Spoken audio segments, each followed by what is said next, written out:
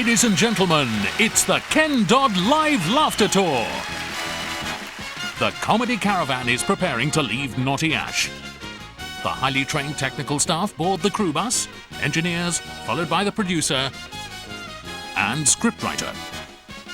But where is the star of the show? He's following behind on his own high-powered, state-of-the-art luxury transport.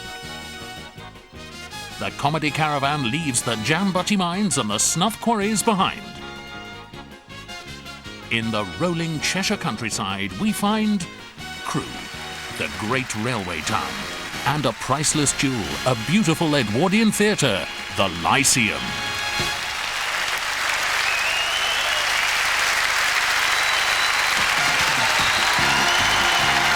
Ladies and gentlemen, please welcome Ken Dodd.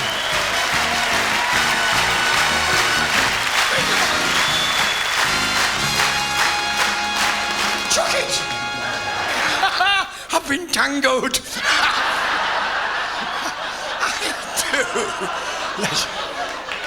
This let you know what happens when you have too much vitamin C. I keep leaning towards the window. Do you know it's snowing outside? Right, let's get rid of this thing. Standing here with you, ladies and gentlemen, here in this beautiful theatre. When I first came on, I thought I was in outpatients. Now, ladies and gentlemen, this is what I call a theatre. This is a place where you can sleep in comfort. And you will, I promise you. Now, ladies and gentlemen, first thing first, let me introduce myself, ladies and gentlemen. I am Kenneth Arthur Dodd, artist, model, and failed accountant.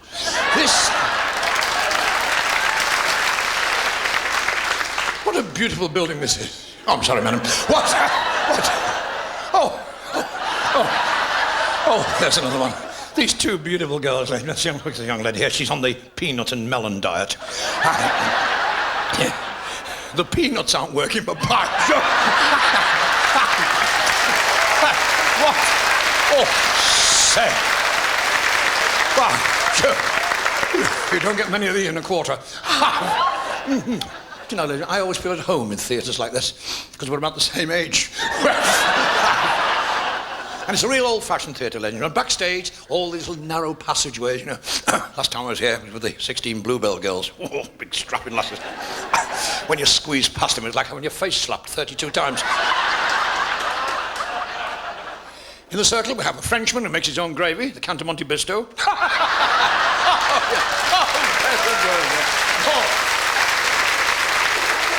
Listen, are you all from Cheshire? No. Yeah, well, of course you are. You wouldn't travel to see a show like this, would you? Are there any old farmers in tonight? Any farmers in? Yes! I thought so. You can always tell when the farmers, you know, when they're showing their wives to their seats and say, come on, Daisy girl, come on, Daisy girl. Come on. Ho, ho, ho, ho, ho, ho. Go on, Daisy, after university, get your BSc. What a beautiful day. What a beautiful day for ramming a beef burger through a farmer's letterbox and shouting, Yakov. Are there any vegetarians in? Any know-alls? Listen, I've been eating beef for 40 years and it's never affected me.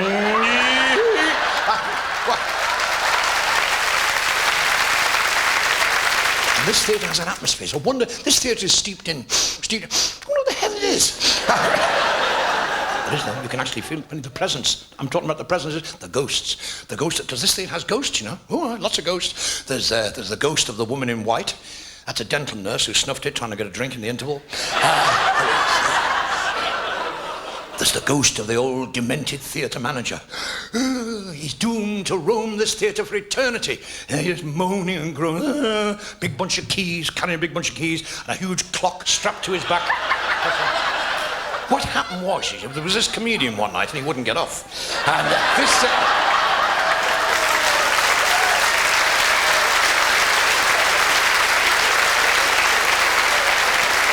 This comedian, he went on, and the poor old manager, he tried to position him over the trapdoor. That didn't work. He used the hook, used everything. In the end, the manager, he went straight up to the very top of the gallery up there, and he stood on the gallery rail, and he's shouting out, he said, "You don't get off!" He said, "I will hurl myself from the gallery and smash myself onto the floor below." Anyhow, they had wonderful songs in the old music hall, Jim. Wonderful. These are real wonderful songs, like "When Banana Skins Are Falling, I'll Come Sliding Back to You." Honestly, that was a real song. How does a hen know the size of an egg cup when it lays an egg? Real song. I've never wronged an onion, so why does it make me cry? It's only the hairs on a goose gog that stop it becoming a grape. These. Have you got any comical songs down there? Well, it all began in the year of one when Adam was the first man, and a girl called Eve, so we believe, was made to be his woman. She led him up the garden of Eden by a tree, and she offered him her apple, and he cried out suddenly, "Where's me shirt? Where's me shirt?" I feel a proper twazzer without me shirt. I've got me tickling tackle and me nicky knocky new, but I must confess I feel undressed like this in front of you. Bye, bye. Back in '81 in the midday sun in Tombstone one September, Wyatt Earp was due to go into a gunfight he'd remember. The Clantons and McClowry started firing suddenly. As the gun smoke cleared, the town folk cheered. Wyatt Earp said quietly, "Where's me shirt? Where's me shirt?" I feel a proper twitch without me shirt. I've got me tickling tackle and me nicky knocky knee, but I feel a twerp me Wyatt Earp with my shirt shot off of me. "Can't find me shirt anywhere, missus. Here come the Indians." Bye. "Where's me shirt?"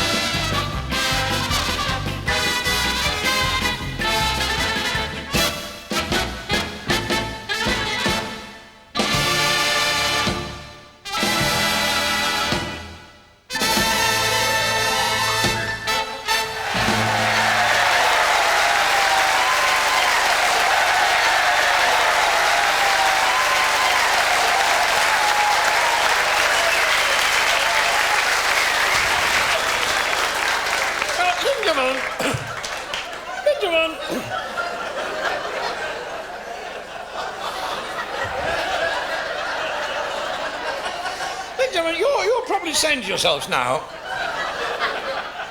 why is he dressed like that? When you see me standing here, the pride of Britain's manhood, ladies saying to themselves, "Oh, good, we can sleep safe in our beds at night now." When you see me dressed in my my uniform, one word is probably going through your mind. Idiot. The reason I'm dressed like this, ladies and gentlemen, is actually because we've had a request from an old contemptible. Well, he's not contemptible, he's a very nice man, actually. This dear old gentleman in the audience, and he's 111. Oh, no, he's ill. Anyway, the thing is,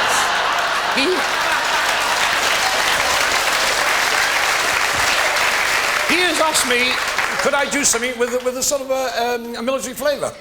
Oh, I think so, yeah. Yeah, in fact, I'm sure I can. God, I come from a very old military family now. Oh, yes, my great-grandfather, he had a lot to do with the relief of Lady Smith. As a matter of fact, she invited him back the following night, and I myself have a brilliant war record. It's Vera Lynn singing the White Cliffs of Dover. I've been there, you know, sir. I've been there. Well, you've been there, I know you, sir. No, I knew you were there, sir. You've all been there. The, you know, Her Majesty's Forces for the medical inspection. Oh, Mrs., you have to take all your clothes off, you know. You do. You have to take every stitch of clothing off, and you're all standing in sort of a line, all nothing. And there is an element of trust in it, of course. And because you can't have any pushing at the back. The ossifer comes round. You can tell him an ossifer because you get a little touch. The ossifer comes round. You also have a little stick as well, and he's shot the stick. And he comes round inspecting. He stopped him. He said, "Sure, you're not very well made, are you, Dodd?" I said, "We're only going to fight them, aren't we, sir?" Anyway, that's what I'm doing.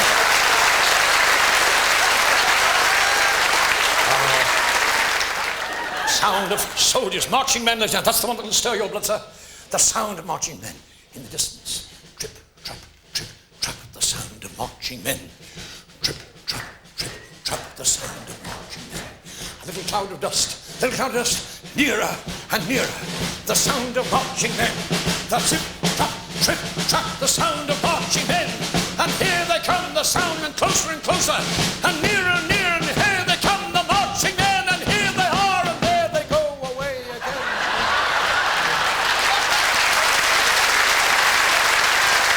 Who was it? I don't know. The road to Morecambe Bay. Take it, boys.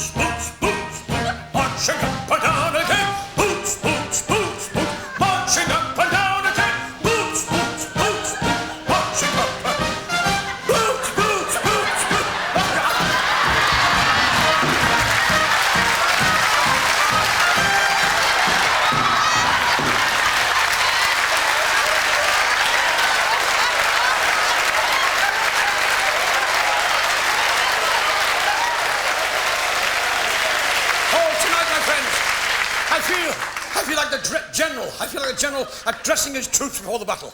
Now, men, as you know, or as you may not know, we are going to battle. And you don't need me to tell you it's going to be very, very dangerous. So cheerio. Always remember, my loyal men, that I will always be behind you. A long way behind you. March!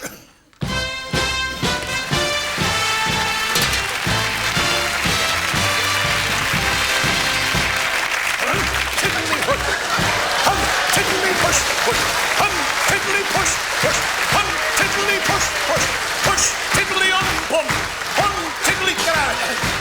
I see you put me off then, missus. I hope you should have tiddled. Hum, tiddly. We must all be vicious chaps, vicious chaps, vicious chips, fish and chips. What was yours, love? Any peas? No peas. Whatever am I going to do with all these peas? The road to Morecambe Bay, in the street of 1,000 arc lamps. On the left, as you pass Shanghai, there's a slant-eyed Chinese coolie.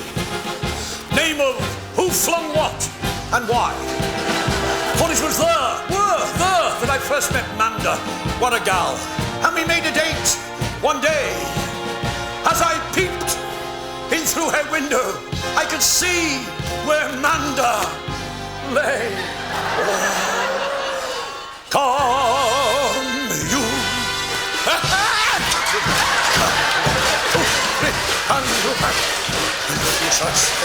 Oh, hi, can't you hear? Shouting from Rangoon to Galway Bay, on the road to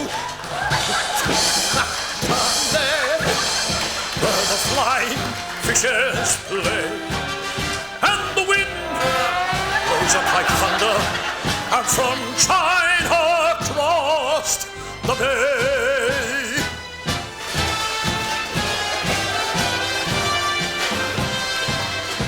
Don't make another move, missus, or I'll fill you full of bunions.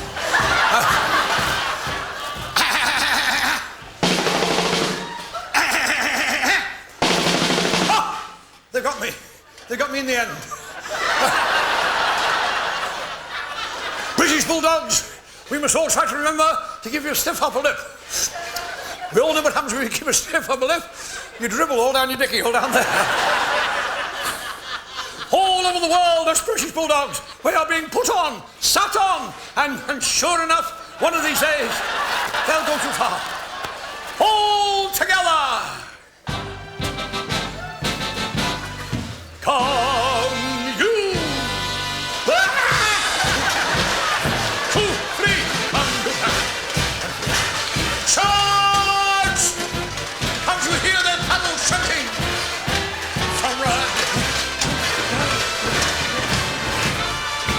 on the road to Mandalay, where the flying fishes play, and the wind blows up like thunder, out from China crossed the bay, the road to Mandalay.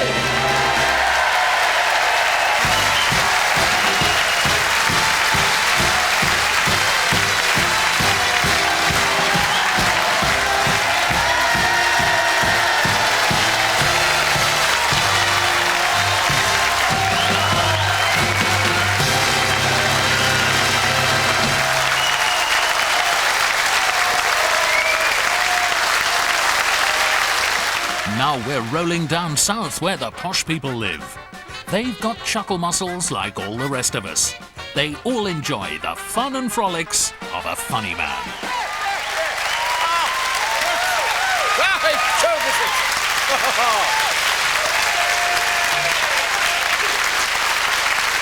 Tonight, ladies and gentlemen, is a very, very special night. Because tonight is Ticklemas Eve. Ticklemas Eve, it is, look, yeah. Tonight is Ticklemas Eve. I've had them specially re-fluffed for you tonight, dear. Yeah. Oh, Gladys, you're going to get it. This fella pops his clogs, and he arrives at the gates of heaven, and the angel said, oh yes, Mr. Smith, you've been a good lad, you can come in. Just one little formality. As you know, he said, everything up here is based on love. Spell the word love. He said, L-O-V-E. He said, good, you're in. Yeah. Then the phone rang, and the angel said, what, yes, thank you, I'll be there right away. He said, Mr. Smith, he said, would you just man the gate for us for a minute? There's a bit of an emergency. Got to go up the road here. The Baptists, they're drowning each other. Would you just man the gate? He said, if anybody comes up, just ask them the question, you know, right? So, a couple of minutes later, who should come up the hill but his wife? Yes, his wife. He said, by Joe, what are you doing? You're early. He said, no, she said, but there you are, you see. She said, the hearse overturned. And here I am. Never mind, she said. Yeah, here we are, you know. We're together again, aren't we? He said, yes, we are, aren't we? Yes. She said, well, can I come in? Yes, we just hang on. He said, you've got to spell a word first. She said, what's the word? He said, Tchaikovsky.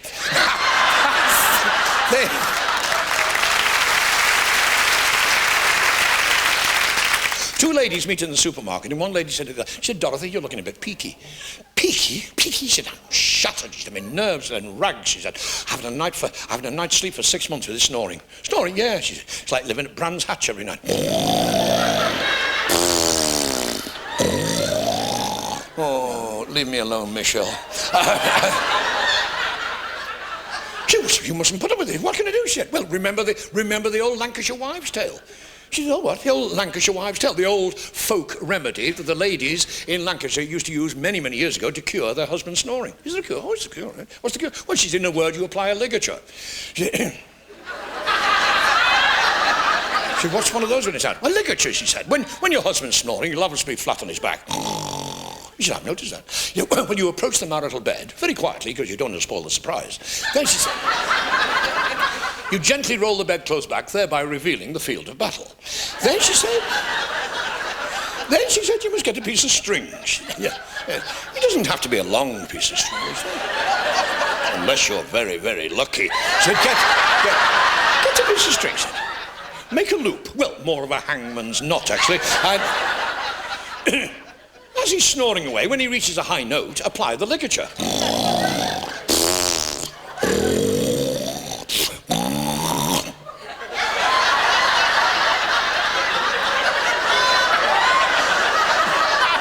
She said, will that stop him snoring? She said, if you do it too tight, it'll stop him breathing. So it's right. Right, I shall do it. The very next night. So, a couple of nights later, he comes home from the pub. He's been on the draft bitter, and he's snored. This man could snore for England. Oh, she's like, I can't go another night without sleep. What did that nice lady say? Apply a ligature. I approach the marital bed. Don't spoil the surprise. Gently roll the bedclothes back, thereby revealing the field of battle. Then she said, you must get a piece of string. Now, have you ever noticed when you want to find a piece of string, you never find one? That poor, demented lady, she searched that house high and low. She looked behind the clock where the final notices were. She looked in the knife drawer. Now, there should have been some string in the knife drawer, shouldn't there? All was in there was a Stilson wrench, a bradawl, and a bag that had some cake in. So, then she suddenly remembered that somebody had given her a box of chocolates for her birthday. Oh, beautiful big box of chocolate with a big, deep blue ribbon and a big ornamental bow. She said, right, that'll have to be the ligature. She takes the ribbon off the chocolates, teasels it out, makes a loop. Now, wait for the high note and apply the ligature. Oh, he's going to get it. There's no point otherwise.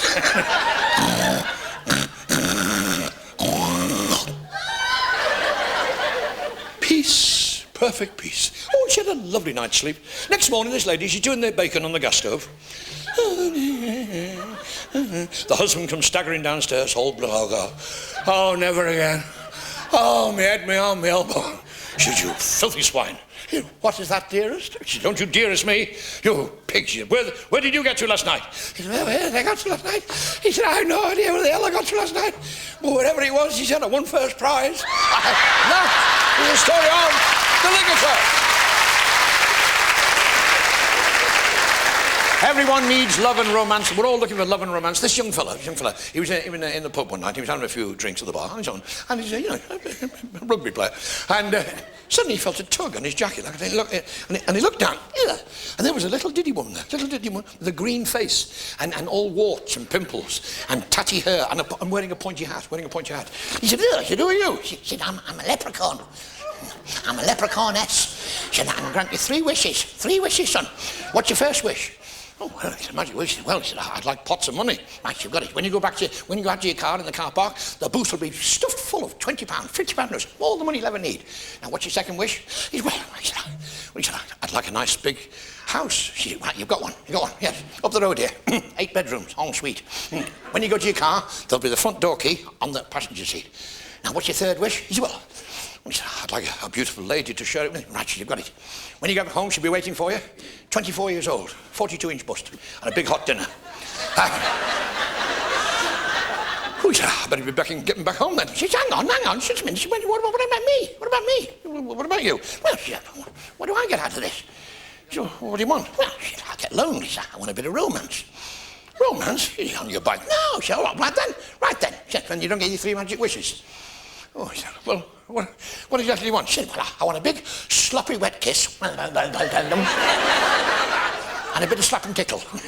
Oh, no, right, then, all right, then, all bets are off. Oh, he said, what is it? Yeah, a big, sloppy, wet kiss. Come over in the dark. He said, you ready for this? Yes, right, here we go. And the slap and tickle. Oh, and the slap and tickle. By Jove, I enjoyed that. She said, how old are you, son? He said, 34. She said, you still believe in leprechauns?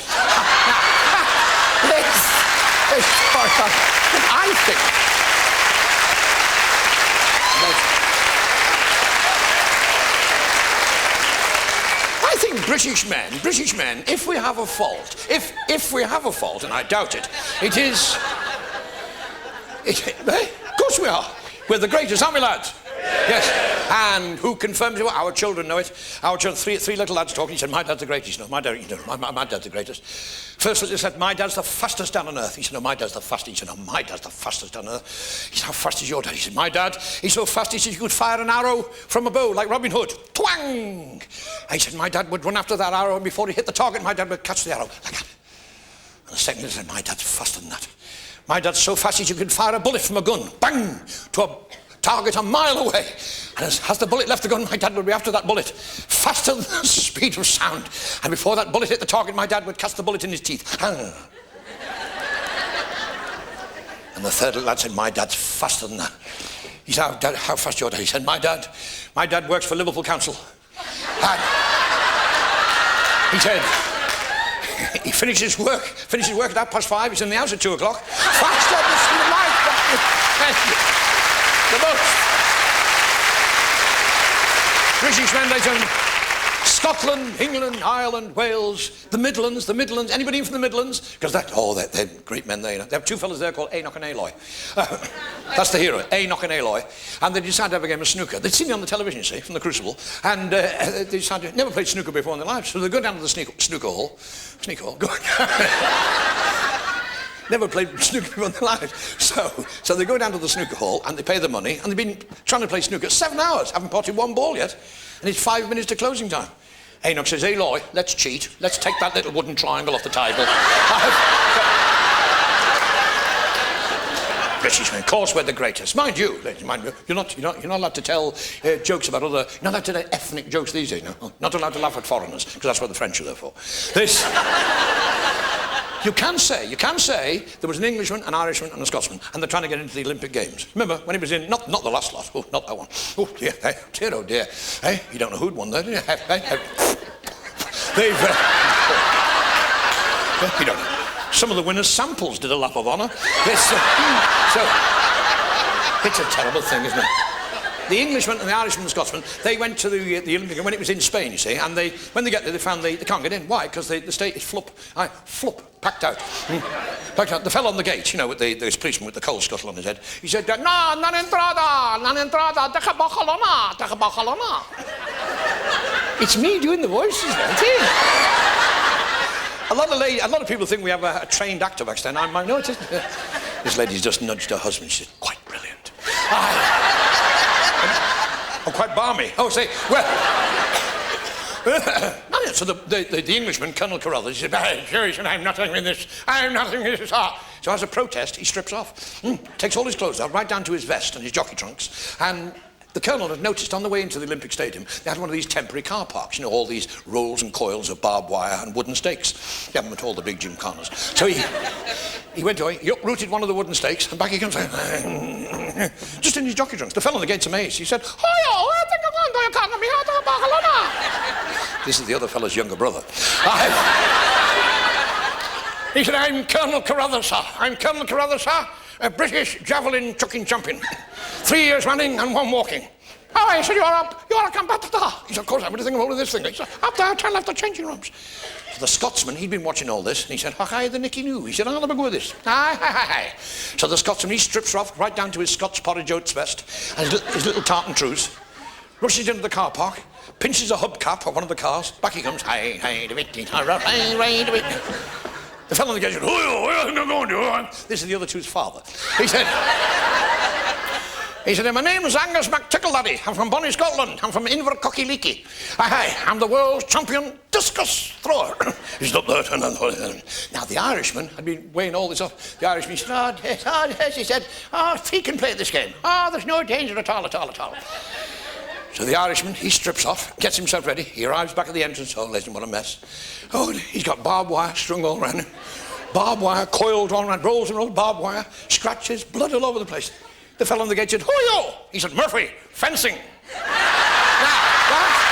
there's the story. But I never tell Irish jokes. No, I never, ever... If you were ever to hear me tell an Irish joke, you'd have to intervene. Would you intervene? If you... There's this fellow from Liverpool called Paddy. And... No, it's not an Irish joke. It's not an Irish joke. It was from Paddy, from Liverpool. And and he was going on his holidays to Spain, you see. But he's a bit worried about the language. Oh, yes, I can't understand what the hell the lingo's going. I can't understand what they're talking about. Well, you don't have to worry, Paddy. When you go to Spain, you'll find that practically everybody in Spain speaks English. The only thing is, to be fair, you've got to speak slowly. Speak very slowly. So off Paddy goes to Spain. First night in the hotel, down to the bar. He said, waiter. Wait, he said, can you fetch me a pint of lager? Pint of lager. 5 minutes later, he said, with it. He said, can you fetch me another pint of lager and a packet of crisps? The waiter says, do you want cheese and onion clips or plain clips? He said, are you Irish too? He said, I haven't that. He said, what the hell are we doing standing here speaking Spanish to each other? Now, but as I say, you're not allowed to tell ethnic jokes. This insurance fella, an insurance man in Nottingham, he got this strange call from the box company, the undertakers, and this, he said, got three unusual cases here. There's an Englishman, an Irishman, and a Scotsman. He said, and they've both gone with a smile on their face. Really? He said, yes, coincidentally. So he went down and he said, what happened? He said, well, the Englishman, he won the lottery and he had this beautiful girl and they went away to South America together. And in the middle of the night, there was an earthquake. And she said, by Jove, darling, you're on form tonight. Suddenly, there was another earthquake, the whole hotel collapsed, and that was it. But at least he went with a smile on his face. You know, what about the Scotsman? Well, you see, he owned a distillery in Scotland, and he had this big vat of 150-year-old whiskey. And the VAT, so they were going to put VAT on the VAT, on the VAT, on the VAT. You know what I mean?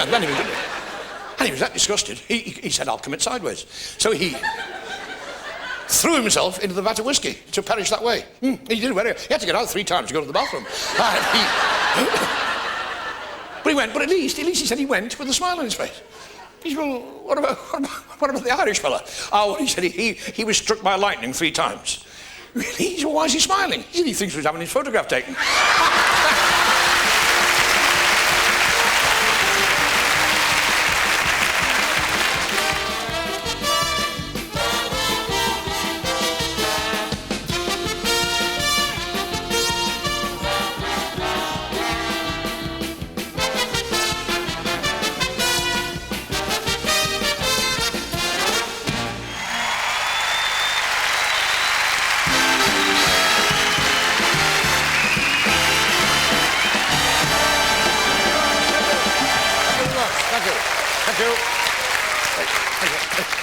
This won't get you out any earlier.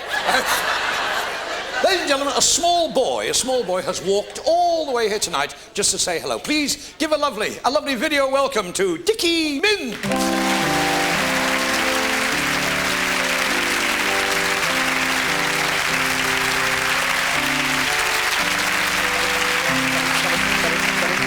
Now stop that, stop squinting. You give yourself a migraine. Oh, you see, you'll stick like that. That's how I started. So you've arrived. Yes. And now, Dicky, I want you to be very clever tonight. Yes. And entertain the ladies and gentlemen. Yes. Yes, I want you to show your versatility. Huh? Yes. Show them how clever you are. I'd like to hear you say, Peter Piper picked a peck of pickled pepper. A peck of pickled pepper Peter Piper picked. So would I. Are you going to say red leather, yellow leather, red leather, yellow leather, red leather, yellow leather? No. If he doesn't want to do it, he doesn't want to do it. Around the rugged rocks, the ragged rascal ran. Really? She sells seashells on the seashore. The shells she sells are seashells for sure. Oh. Sarah, sitting in the shoe shine shop. Steady.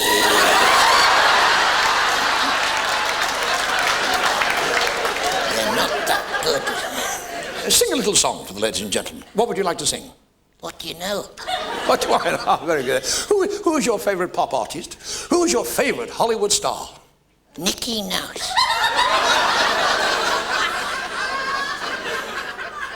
Who? Nicky Mouse. Who the hell's Nicky Mouse? He's married to Ninny Mouse. Oh, dear.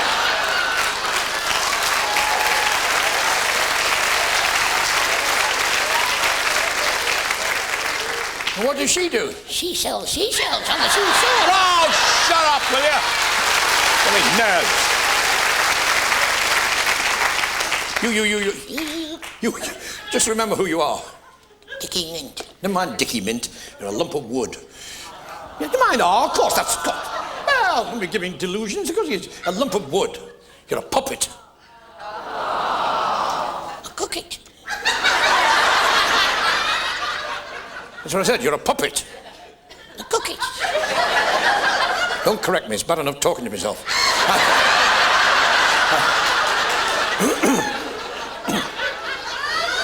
A puppet like Pinocchio. I can't say that either. Pinocchio is a wonderful story of loyalty, integrity, honesty, and love. And you're going to tell it. I am.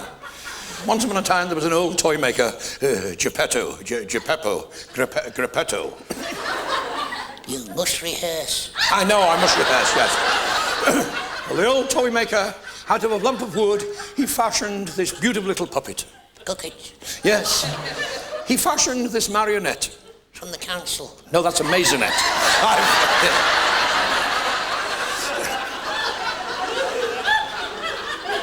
He fashioned this lovely little puppet, and his name was Pinocchio.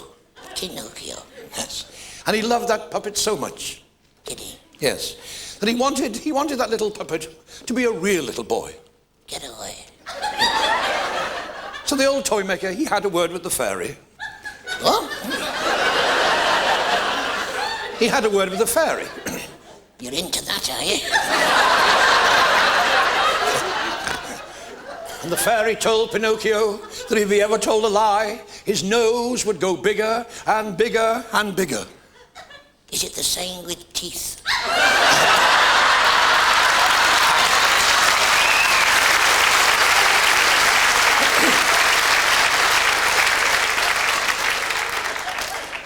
And so, Pinocchio grew up. And he had his conscience, Jiminy Cricket. The Irish fella? No, not the Irish fella, no. And he always let his conscience be his guide. Get away. And every night the old toy maker, Geppetto, Crepetto, or whatever, he used to sing little Pinocchio to sleep with a lovely song called My Son, My Son.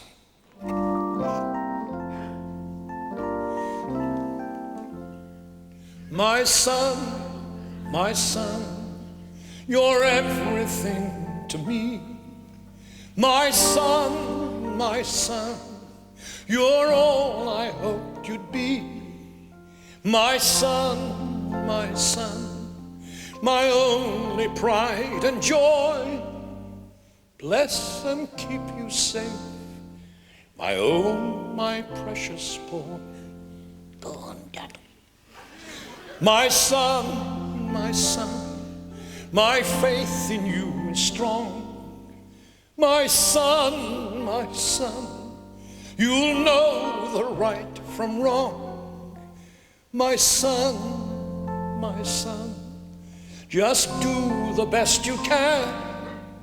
Then one day I'm sure you'll grow up like a man. My son, My dad. my pride and joy. My son, my life, my boy.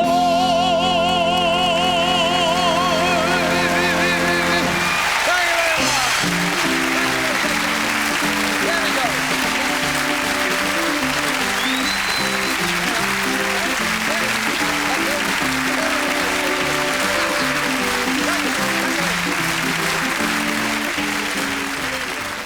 Wales and the Southwest are both on our list of laughter tour shows. Dr. Doddy is coming your way to dispense tickle tonic to everyone.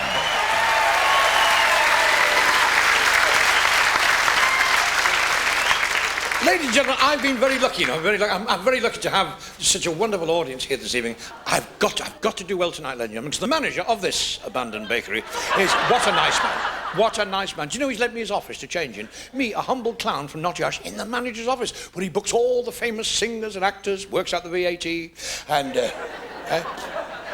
He's in more trouble than I was. Do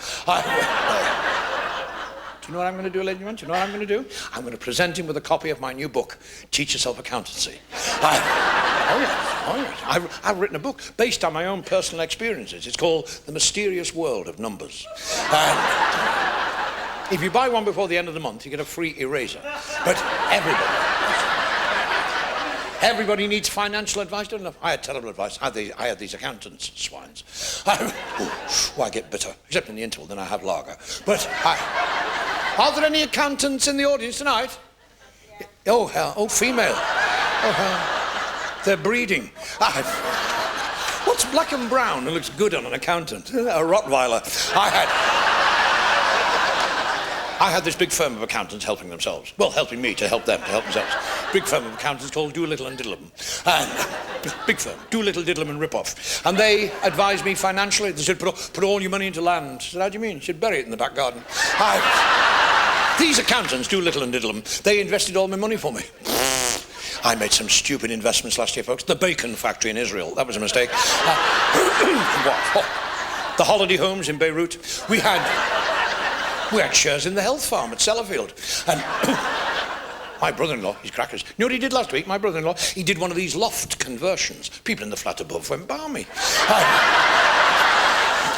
The jobs that man's had, he's had some fabulous. Last year, he had a marvellous job, a handyman, glazier. He mended 496 windows and then found out he had a crack in his glasses. So, yeah. But of course I've got a hobby. Ask me what I'm into. Go on, ask me what I'm into. Go on. What I'm into? I'll tell you what I'm into, Mrs. I am into the occult. The occult. I'm a medium. That's what it says on the back of my underpants. Medium. And I'm not allowed to have a hot iron. Especially if I'm in them at the time. Yes. Medium. Reading minds, the Nostradamus, Old Moore, stuff like that. I'm a warlock. Yeah, that's right. Yeah. Sir, I could put a spell on you, sir, that could make you instantly attracted to every woman in this theatre over the age of 87. Telepathy, Nostradamus, Old Moore, and something like, and body language. Now, have you ever heard of that? Body language. Have you ever heard of body language? Have you ever heard of body? Well, there you are. Now, why do I always pick on the intellectuals? What's your first name, dear? Anne. What's that thing? Yeah. Well, as you know, Anne, dear, body language is where one part of your body talks to another. No, that's not body language, Anne. No, that's wind.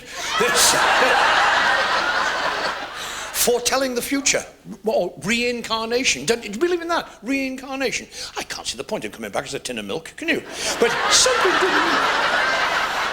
believe, that you come back in reincarnation. We were having this philosophical discussion the other night in Notty House. The pubs had just chucked us out, and there was about a dozen of us there.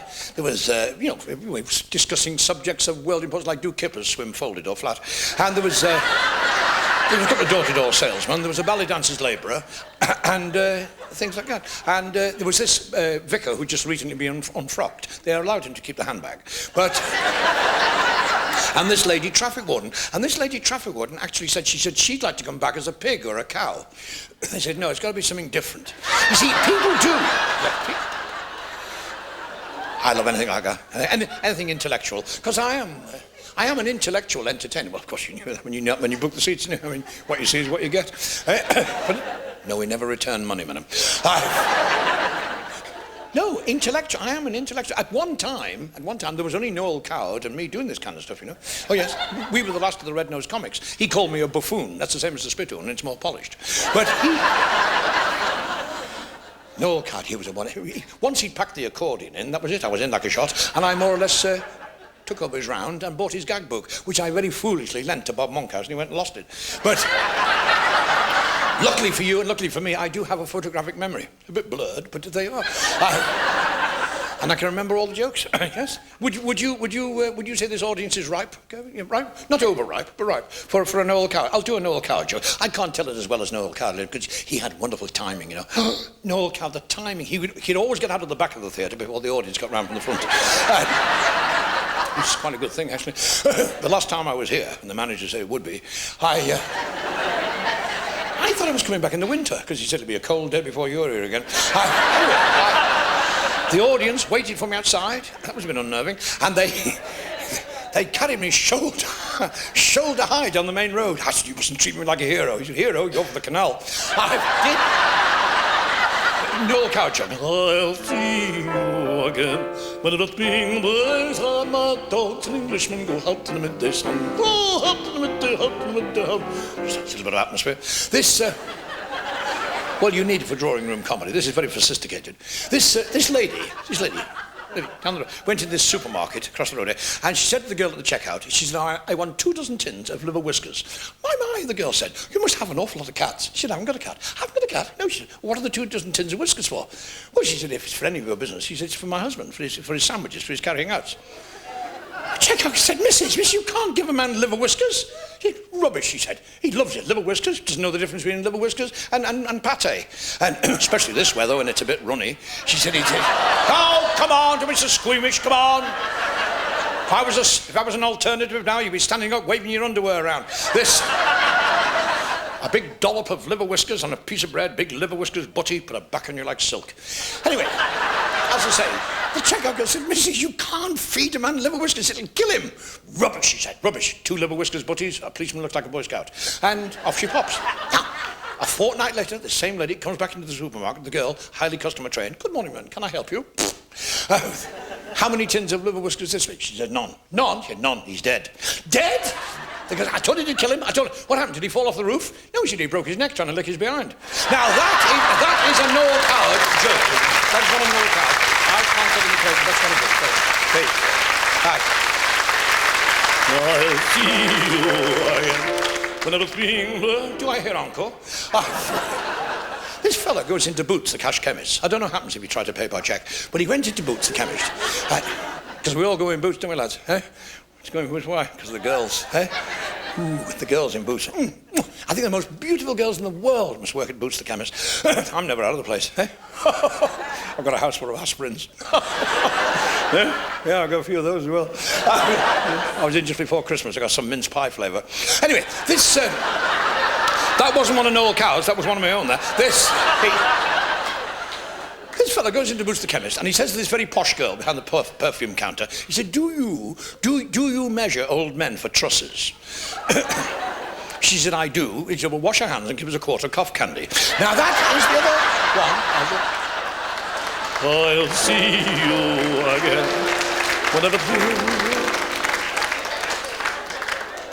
Now, I'll tell you one more Noel Coward joke, and then I have to go back to my own act.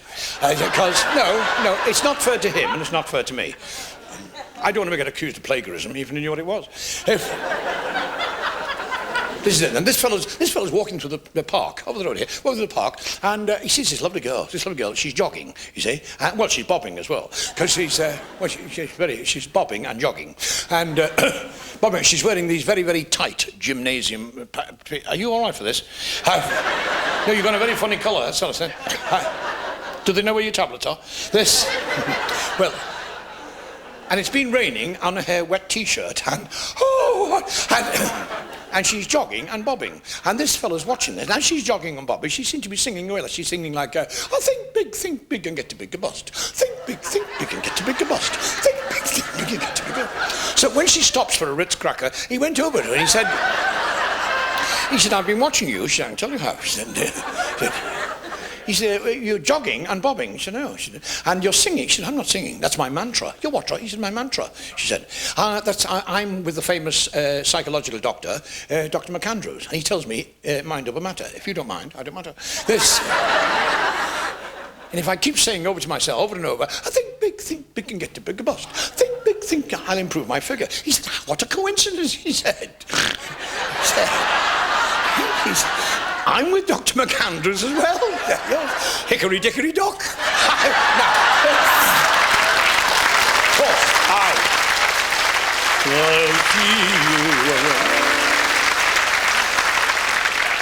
of course, because you see, ladies and gentlemen, I never do that kind of joke, you see. See, I try to make all my gags, for a family, because that's what you are, like. You're a family audience, ladies and gentlemen. And isn't it a wonderful thing, the family? What is a family? A family is a tribe, led by a mighty chieftain. And if you behave yourself, she'll do your egg and chips now and again. A family is a group of people who share the same genes. Unfortunately, they can only go out one at a time. The mother and the father. A man and a woman decide to get married, and they're joined by a bond that holds them together forever. It's called a mortgage. This. Your mother loves you. Your mother loves you. See the love light shining in her eyes as she spits on her handkerchief and wipes the muck off your face. And you standing there, a bank manager, age 43. Your mother will forgive you anything. You're his son. And in your mother's eyes, you can do no wrong. Robert Maxwell's mother. I swear that piggy bank was full when he left here. Guy Fawkes' mother. Stop playing with matches. You'll set fire to somebody else one of these days. Hitler's mother when he invaded Russia. He's always been hyperactive. Casanova's mother. If you think I'm going to wash those underpants, you've got another thing coming. Your mother tells you look exactly like your father and sits down and cries with you. Your father, he's a mighty man, your father. He's a hero, your father. Your father, he gets everything. He gets the first read of the Beano, he gets the chair with the cushion on, and the red end of the rhubarb. And your father disciplines his family. His teenage daughter. Wipe that muck off your face, madam. It's never bothered your mother being ugly.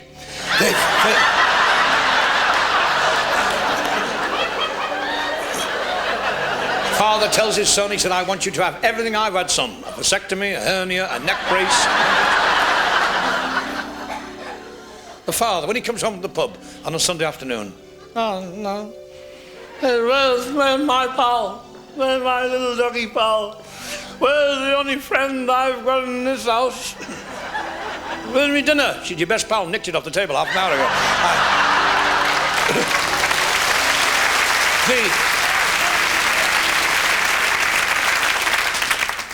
I'll never forget the time my dad had the boil on the end of his nose. Oh, it's a big red boil, and it was throb, and my mother couldn't sleep at night for laughing. And we had to get the doctor in, and the doctor took one look at the boil, and he ordered us all out of the bedroom. We all had to go out, and he took this big needle out of his bag, and he closed the door, and we heard in the bedroom, and it all went quiet. And the doctor came out and said, yeah, she looks much better now. I've sewn a button on it.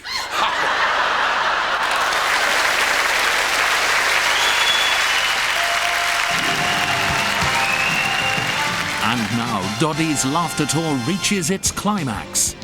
This is the big one. A one-man show at the City of Liverpool's prestigious Philharmonic Hall. Famous throughout the world for classical music, and the venue tonight of some equally classical comedy.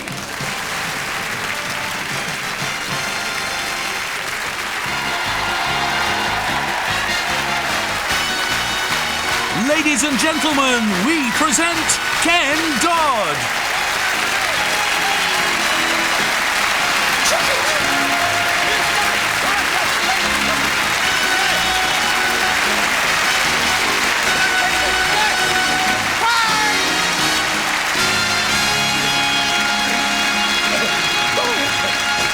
Thank you. Good evening, ladies and gentlemen. First of all, folks, I'd like to say how tickled I am. This is the first time I've played to an audience of penguins.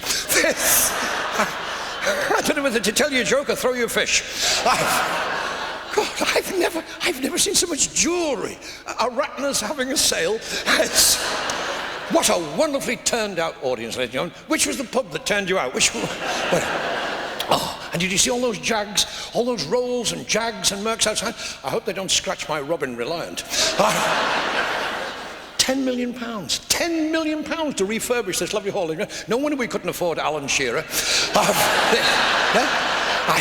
Now, ladies and gentlemen, I must thank you for being here tonight, because I know it costs a bomb to come on one of these do's. You know, there's the hairdos, there's the facials, the leg waxing, the earrings, and then there's the wife's expenses. So, but we've got all your details. All your details are on computer. In the audience tonight, we've got 298 tons of women. That's only the first row of the circle. Did you know, ladies and gentlemen, that 50% of the men in this audience tonight have to get up in the middle of the night to go to the bathroom. 20% of the men in the audience have to get up in the middle of the night to make themselves a sandwich, and 30% get up in the middle of the night to go home. So this... Statistics, marvelous thing is, statistics prove now that one in every 3 people in the world is crackers. You wouldn't think there was that many, would you? One in every 3 people in this lovely hall tonight is a raving nutcase, a bomb pot, a head the ball. 1 in every 3. Have a look at whoever's sitting on your left-hand side. Have a look at whoever's sitting on your right-hand side. Really? Is that so? Well, in that case, it must be... No, not me! I don't look balmy, do I, folks? Ladies and gentlemen, I met Mel Gibson the other day, and it was quite a shock. Now, for a minute, I thought he was my twin brother. Do you mind?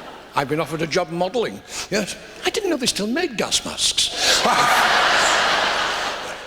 Must be. Every morning, I'm knee-deep in fan mail. I wish the Reader's Digest had stopped writing to me.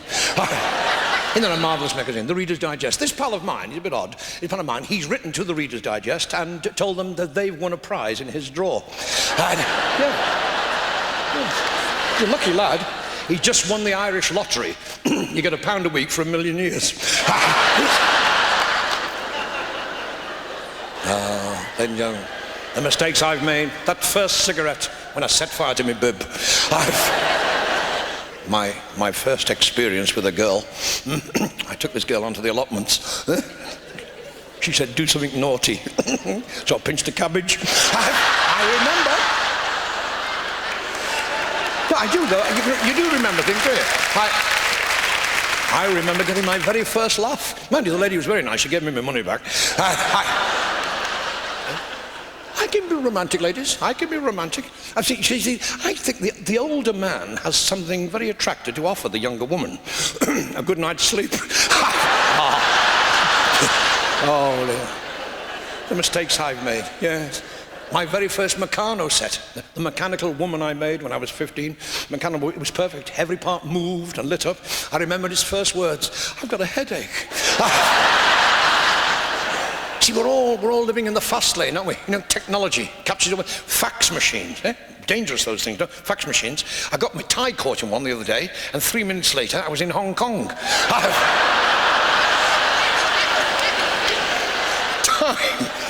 Time is the most important thing in this show, folks. I used to have this reputation, didn't I, of running a few seconds over. Listen, that's one thing about my shows, folks. You always go home in the daylight. There's the manager of the Philharmonic Hall came round to my dressing room, my nail, and now he said, Dodd, crack on tonight, we're going to be out of here by 2:30. So, he's there, he's on the side of the street, I can see him standing there with the clipboard and stopwatch. How am I doing for time, sir? Punctual as usual? You're 8 seconds over. You've moved. He's there, he's on the side of the stage now. He's standing there with a clipboard and stopwatch. They're doing time and motion on me. How am I doing for time, sir? Punctual as usual, of course. You're 8 seconds over. How many? 8 seconds. Oh, ladies and gentlemen, I'm 8 seconds over. I'm going to have to speed things up a bit, folks. What I'll do, well, I'll just tell you the taglines. You fill the jokes in yourself. Okay? So the vicar gave a sickly smile, shook hands with the monkey, and he could never look a banana in the face again. Second joke. So the busty blonde, she was down in the bakery. She said to the baker, have you got the crusty cobs? He said, are you trying to be funny, Fanny? He said, come back tomorrow and we'll show you how we put the holes in the donuts. So this, yes. Back on schedule. Okay, so. No? 1.5 seconds over. How much? Still 1.5 seconds. Sorry, Kevin, we're going to have to cut some of the music. I'm sorry about this. I know it's very disappointing after you dragging your organ all the way from Blackpool. I'm sorry, we're going to have to cut some of the music, folks. You know the medley of songs I always do? Songs from all around the world, 88 nations, and in many minutes. Well, stuff Guatemala. Yes. I don't know how they got into EEC in the first place. Just cut the music. That old-fashioned mother of mine. Right. You see this? No, this. Thank you. This. Thank you. Thank you. This. This is a variety show, this, you know, folks. This isn't television. You can't switch me off. That's the other thing I'm into. That's the other thing I'm into, gambling. I'm into these scratch cards. I can't get enough of them. And the other cards too, and the heavy stuff, you know, poker. The other night I went to a real heavy game in the town there, down the rough end of the town there. Went along this big old house there into this gambling den. They were all there, and the smoky atmosphere, all the card sharps, you know. And I was amazed, because there, playing cards was a dog. Sitting at the table, playing poker, big Dalmatian dog. I said to this fellow, I said, that's a clever dog, isn't he? He's not so clever, really. Every time he gets a good hand, he wags his tail.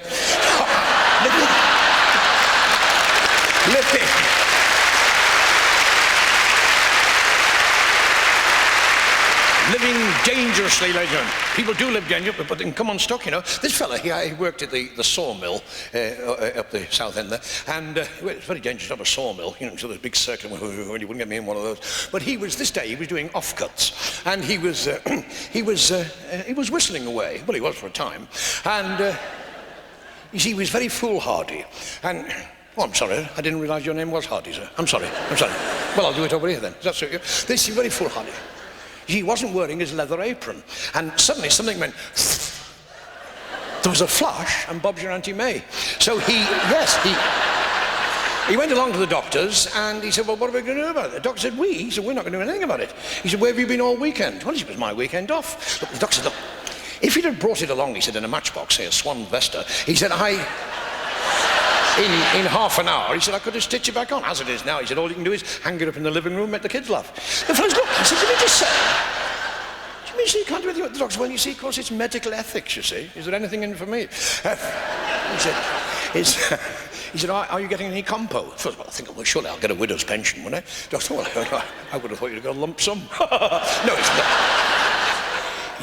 If you are getting some compo, he said, I might be able to give you a transplant. He said, what will I get? I said, hang on a minute, I'll just get the catalogue. So he said, this is the catalogue. He said, of all the accessories that men can... Oh, no, that's for horses. No, he said, look, what you can?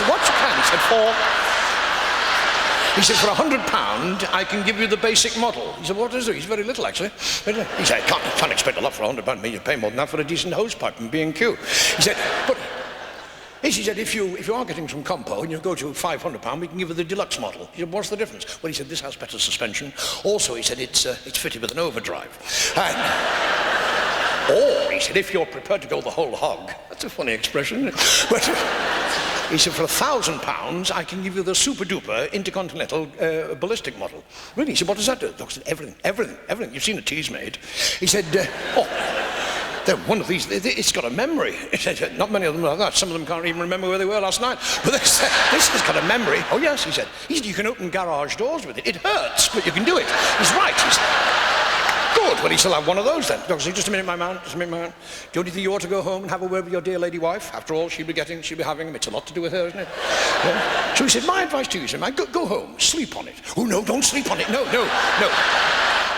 But discuss your compensation and with your missus and come back tomorrow morning and tell me, which one you decided to have. So next morning he's right there. Hello, what's up, Doc? He said, man, what's up? Have you decided? Are you going to have the £100 basic model? He said, no, I've had a word with the wife. We are not going to have the £100 basic model. No. He said, well, are you going to have the £500 deluxe model? No, he said, we're not going to have the £500 deluxe model either. The doctor said, well, what are you having? He said, we're having a new kitchen. Now, that is... This A mature married couple was sitting up in bed one night, and he's wearing his Marks and Sparks pyjamas. Well, the top half, because he's semi-retired. And his dear lady wife is sitting him alongside. She's reading her Barbara Carter in big print, and he turns to her. He said, Gladys? She said, what do you want? Oh, Gladys, he said, I've been thinking. She said, not again. She said, that's twice this year. Cut it out.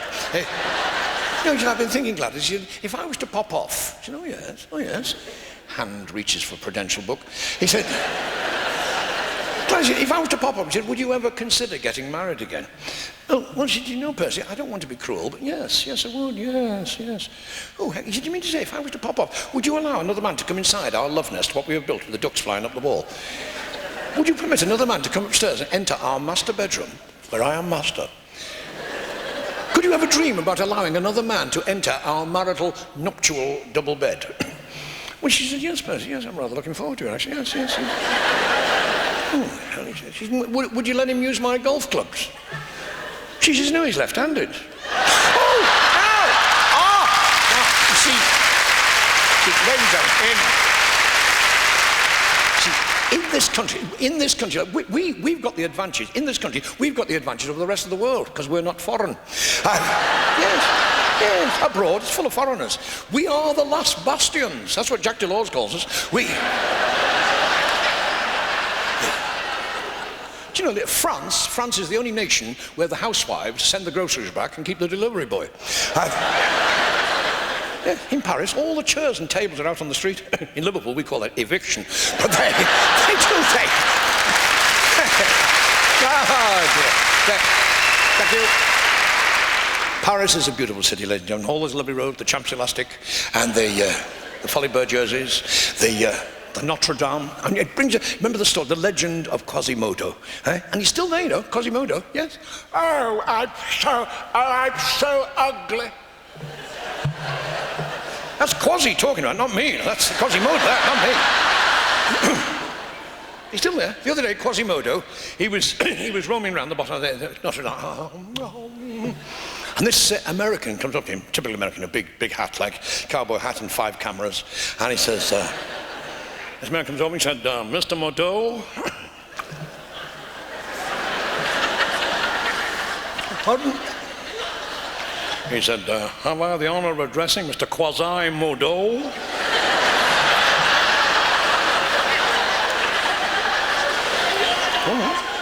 He said, Mr. Modeau, he said, I am Steven Spielberg. He said, and we are planning a musical based on your life. Musical? And we would like you, Mr. Quasimodo, to star in our musical. Musical? Do I get to sing? Oh, yes. Oh, sure. Yes, you'll get to sing. Oh, well. Why? Putting on my top hat. Oh. Happy feet. I love happy feet. He said, we'll need you in Hollywood for 6 months. He said, can you get leave for that? So he goes along to the priest and he said, Father, I don't interrupt you while you're talking to Mother, but Father, I want 6 months off. I'm going to make a film in America. Yeah. What do you mean, Quasi? Yeah, I'm going to be in films, singing, you know. Oh, zippity-doo-dah, zippity-doo. He said, well, if you can get someone to stand in for you and ring the bells. So we go down to the pub, it's fair, and he says to his pal, he said, Pierre, he said, will you ring the bell for me 6 months? He said, sure, pal. He said, just take me over and show me what to do. So he said, okay, walk this way. So they go to the top of the Notre Dame, into the belfry there. He said, well, what do I do? He said, that big bell there, well, you push the bell out like that, and when the bell comes back, hit you with your head.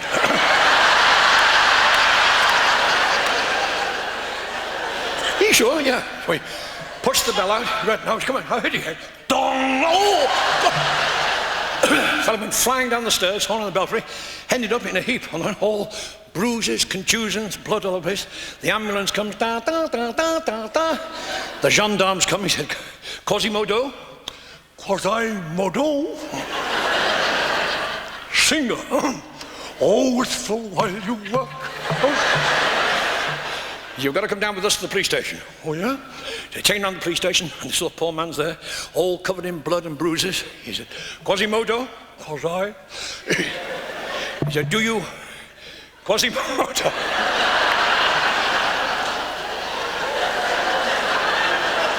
He said, Quasimodo, do you recognize this man? Well, he said, his face rings a bell.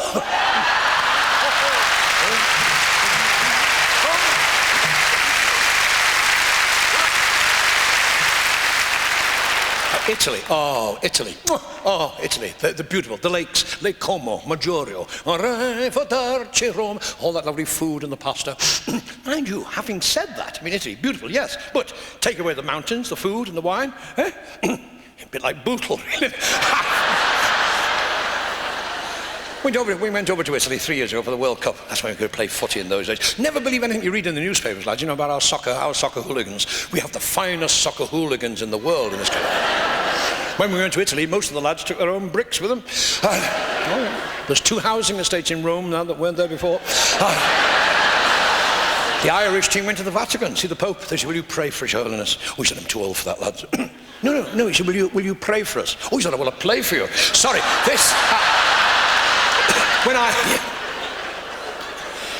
When I went to Italy, went to Rome, of course, and, 3 coins in the fountain. Luckily, I could swim, so I got them back. I love those Italian opera singers, don't you? In fact, only last week I bought a CD. It's called 30 quid. No, tell her, it was 3 tenors. That was it.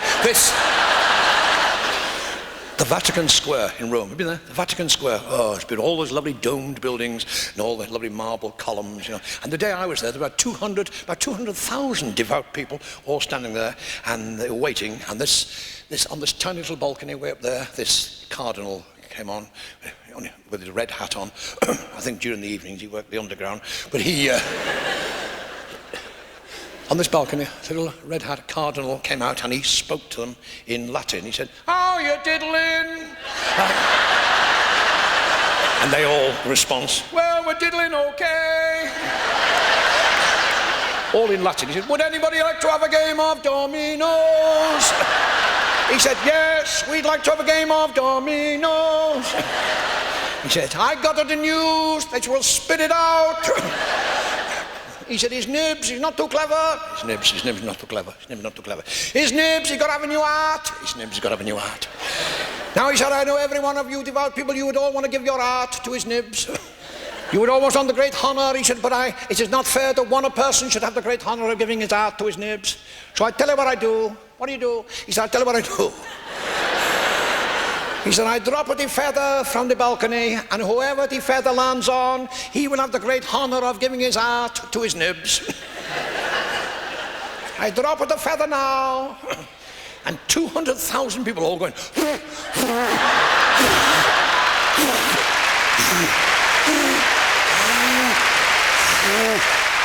Oh, bellissimo, bellissimo, bellissimo. Oh, see, the Italian songs, and they are beautiful songs. I'd like to render, which means to tear apart, a beautiful Italian song called, a lovely aria, called Santa Lucia. The only thing is, ladies and gentlemen, when you sing these songs, and you don't know the words, particularly in Italian, you have to have a bit of a crib. So what we do these, is this what we have? On television we have this. This is known as a cue card, sometimes called an idiot board. I don't know why, but you have to get somebody. Would you hold this for me, dear? Yes. Just sit down. Just relax. Hold it to your person. Thank you. Ladies and gentlemen, Santa Lucia.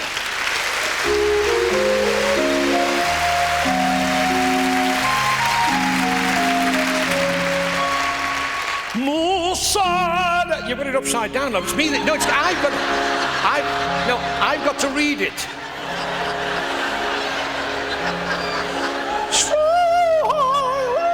Lower. Lower.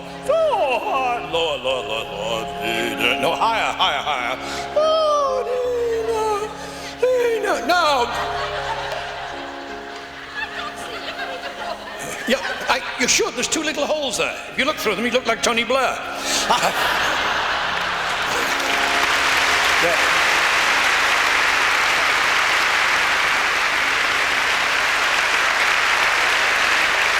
Could I have the full orchestra, please? Thank you.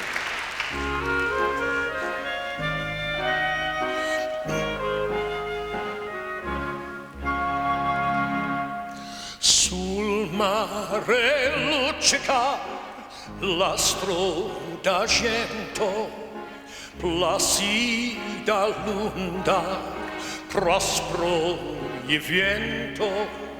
Sul mare luccica l'astro d'argento, placida l'onda, prospero il vento. Venite agile, bacchetta mia, Santa Lucia, Santa Lucia. Venite agile, bacchetta mia, Santa Lucia, Santa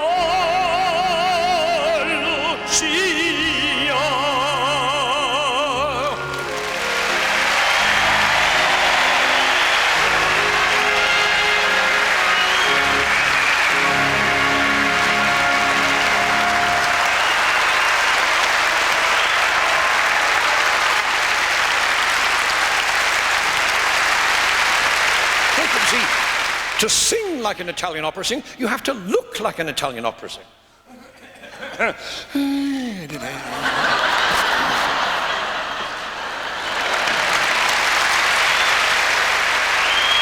Tornio Sorrento.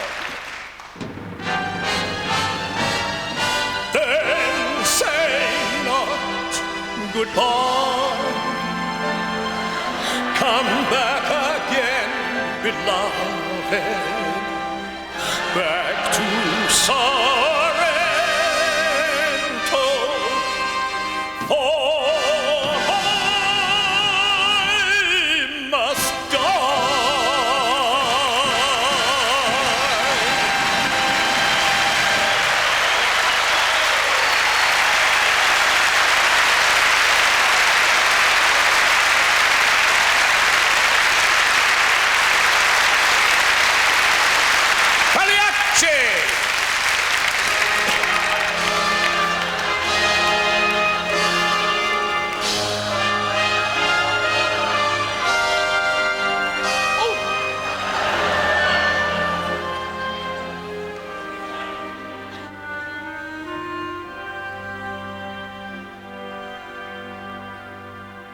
On with the motley and the paint and the powder. The people pay thee and want their laugh, you know. Laugh Punchinello for the love that has ended. Laugh for the pain that is eating your heart.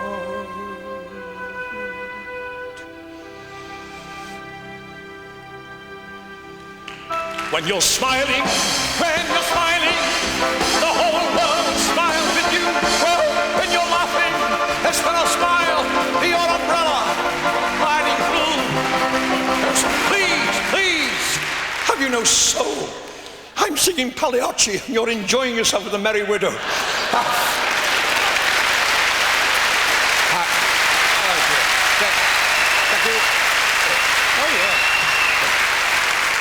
I went to the doctors last week. And the doctor said to me, he said, what are your symptoms? I said, well, every time I bend down, I see Mickey Mouse. He said, every time I stand up, I see Donald Duck, and if I turn around quick, I see the Seven Dwarfs.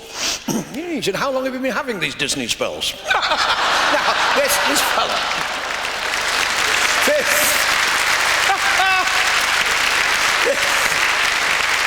This fellow went to the doctor. He said, doctor, what can I do about yellow teeth? He said, wear a brown tie. Now, I know.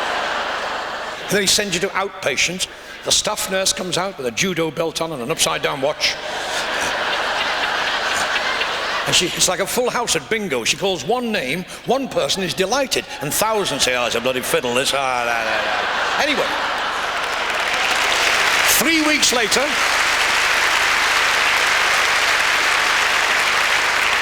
3 weeks later, your name comes up, and you have to go to the undressing cubicles. The undressing cubicles. The curtain's always that much too short one side.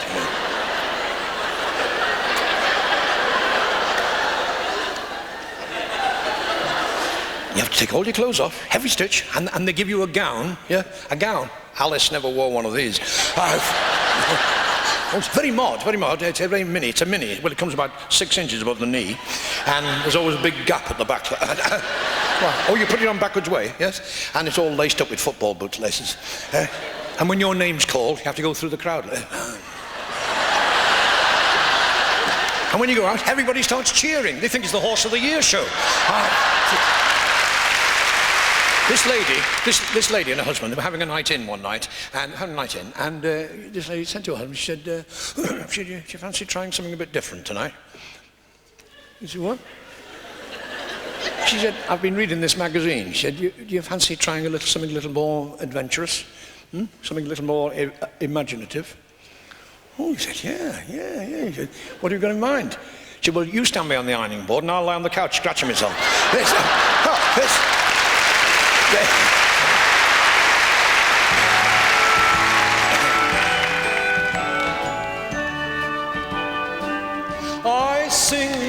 song with you.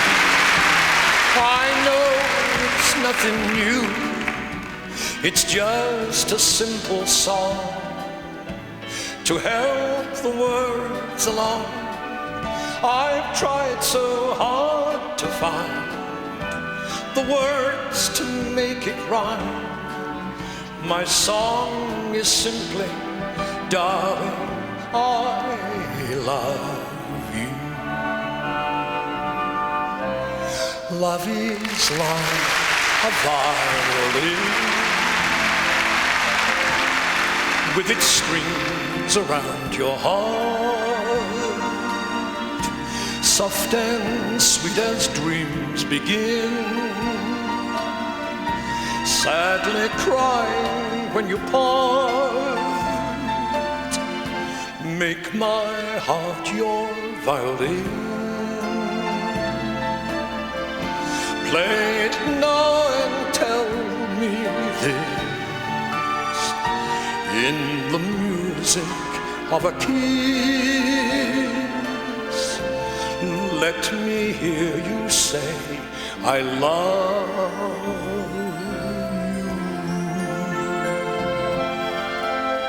So still runs the river on its journey to the sea. So still beats my heart, though you're far, so far away from me. So still runs the river while I wait upon the shore. Ritorne, amore, for my love goes on forevermore, like the river forevermore.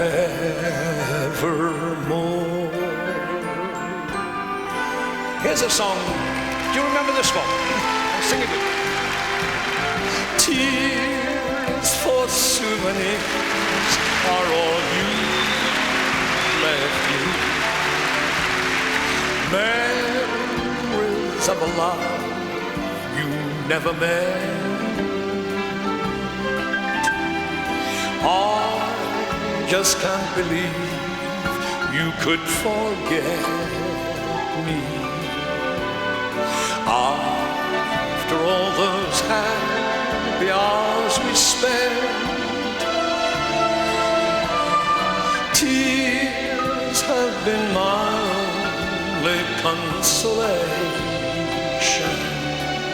But tears can't mend a broken heart, I must confess. Let's forgive and forget. Turn our tears of regret once more to tears of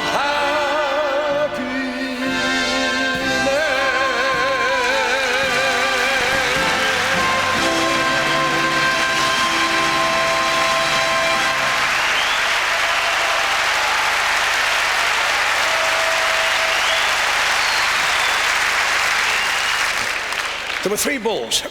This farmer had 3 bulls, but he wanted to get a better herd. So he sent away. He saw this coupon in the paper, and he sent away for a Spanish bull. And one day this cattle truck backs into the farmyard. The tailgate comes down. Out gets this black bull. A big thing he was, huge, with red eyes and breathing smoke. And the big bull said, "Oh dear, oh, he can have 25 of my cows." And the medium-sized bull said, "Well, he can have 15 of my cows." And the little bull, it went. You're not going to fight him, are you? No, he said, "I just want to make sure he knows I'm a bull."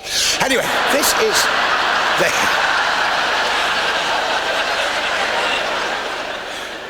next day in the bull ring. Granada, Toro, Arriba.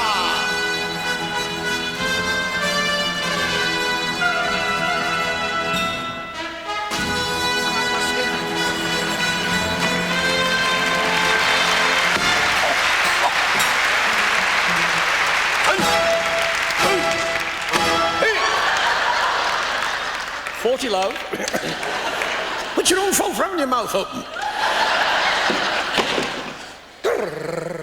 Granada, I'm falling under your spell.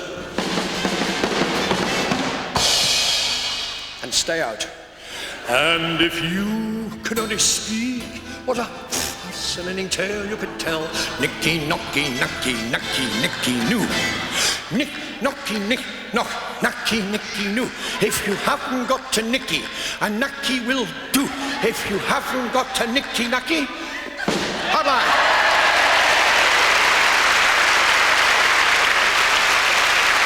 Of an age the world has long forgotten.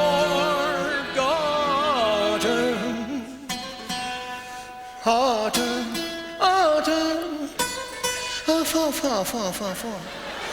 Of an age that weaves a silent magic in the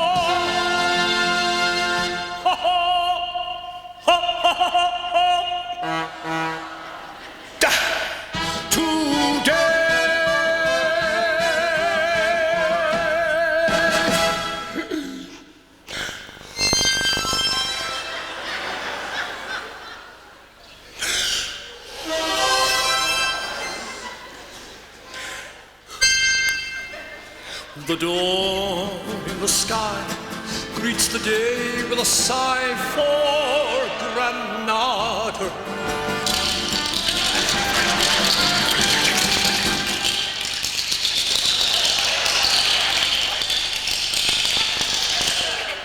For she can remember the splendor that once was Granada.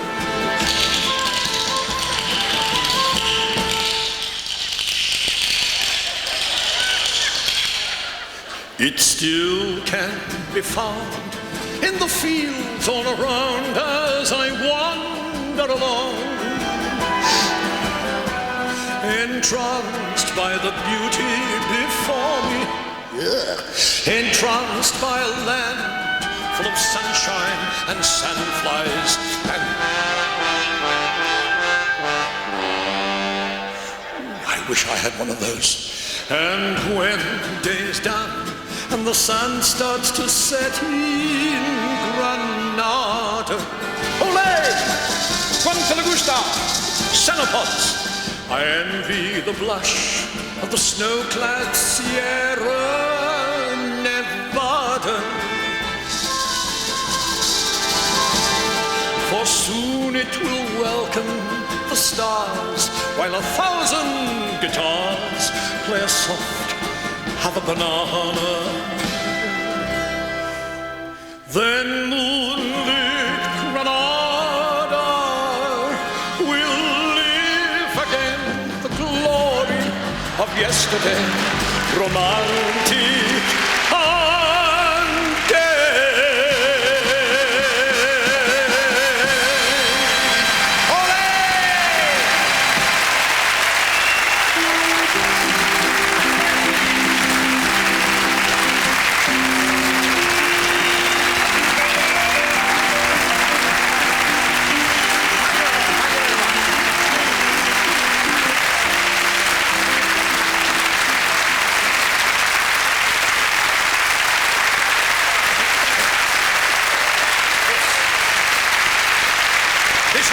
Deserves classical music, and I'm going to give it to him. Come and join us, come and join. Silent night, softly, softly. Oh, it's beautiful. Always makes me want to cry. You are the wind beneath my vest. Of all the girls I've before, girls were made to love and I could have all night. But years ago, I love a drum. You can't beat them. Well, you have to beat them, actually. I never go anywhere without my drum. I love dashing into Tesco's and shouting, I want Fulton's off. Oh, you wouldn't believe the special offers I've had. I lost my eye in the army, I lost my leg in the navy, I lost in the butcher's shop and I found it in the gravy.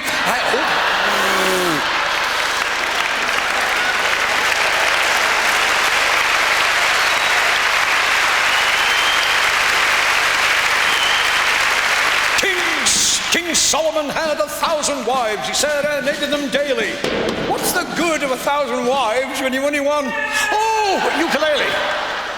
Christmas is coming. The goose is getting fat. Who would have thought the gander would have done anything like that? There was a young girl called Fanny who married a man with a wooden leg. Her mother makes excellent pie crust. Come, let us lean our heads against the deep river.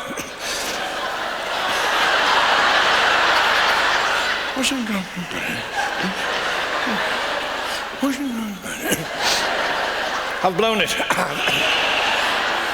She stood on the bridge at midnight. Her lips were all a quiver. She gave a cough. Her leg fell off and floated up the river. There was a young fellow called Gandhi who shot in a pub for a shandy. He lifted his loincloth to wipe off the froth, and the barmaid said, "Blimey, that's handy."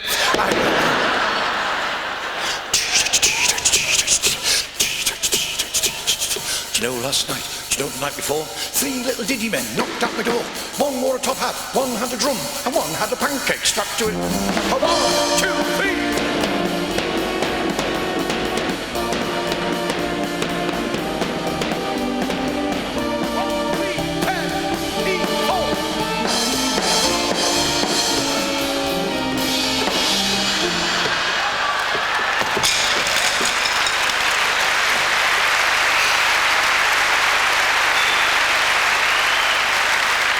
You know, ladies and gentlemen, my favourite music of all is country music.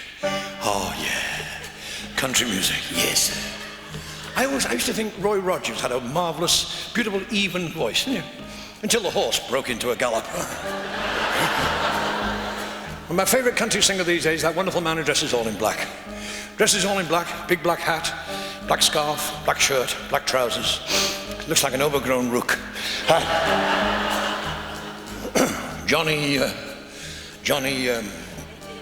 that'll do nicely. Johnny Cash goes around singing in prisons, making it worse. And friends, when this here cowboy sings, when it takes you back to those golden days, partners, way out in the prairie, yes, sirree. Hold your horse back. Way out in the prairie, yes, sir. Here we go. I'm traveling on. I'm riding along. I'm heading up high, roll and get me out, and you're gonna down to Tulsa,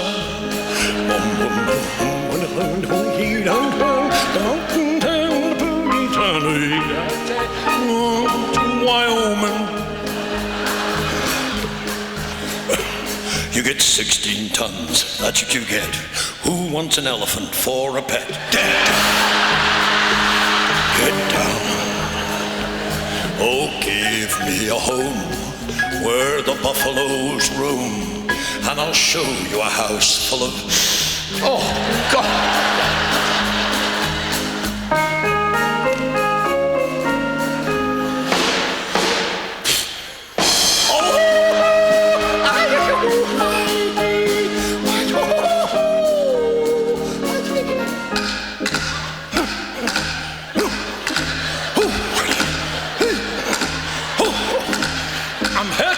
Here for you, you know. I've got spurs that dingle dangle, and they touch this heart of mine.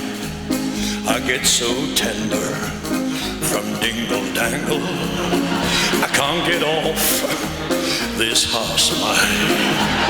'Cause they go dingle dangle, dingle dangle, ding-a-ling-a-ling-a-ling-a-ling. She's a big-hearted woman, and she clears me up. Yeah, no, please. I'm terribly sorry, Legion. I'm sorry.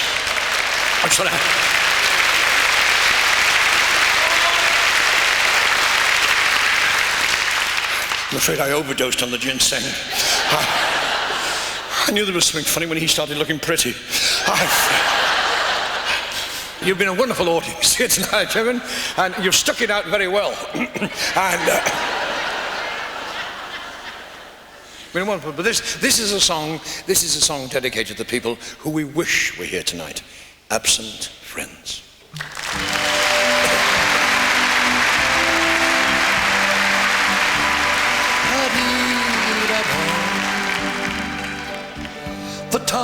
has come to say goodnight, for every road must end.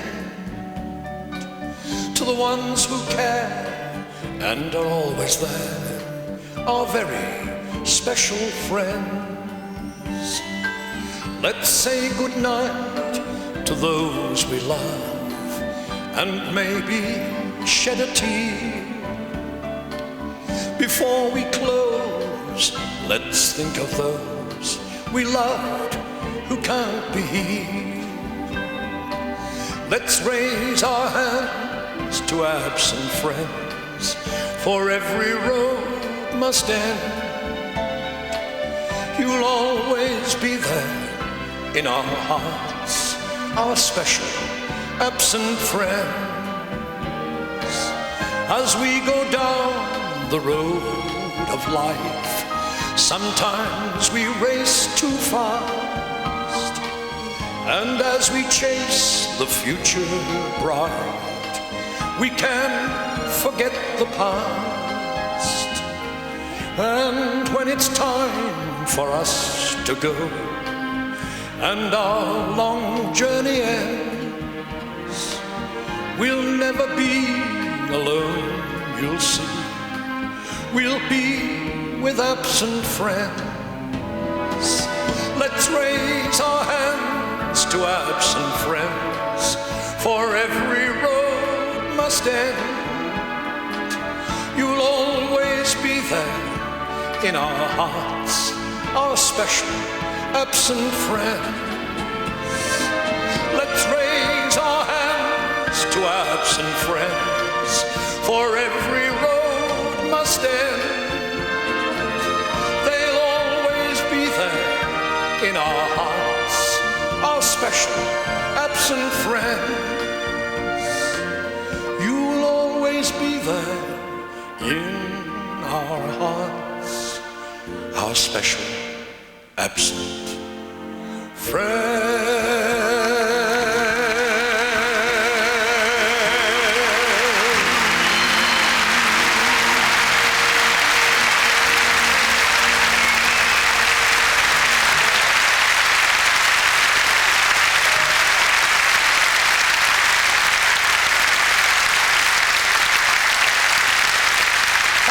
Fabulous audience tonight, folks. We wish you good health, the time to enjoy it, and lots of happiness.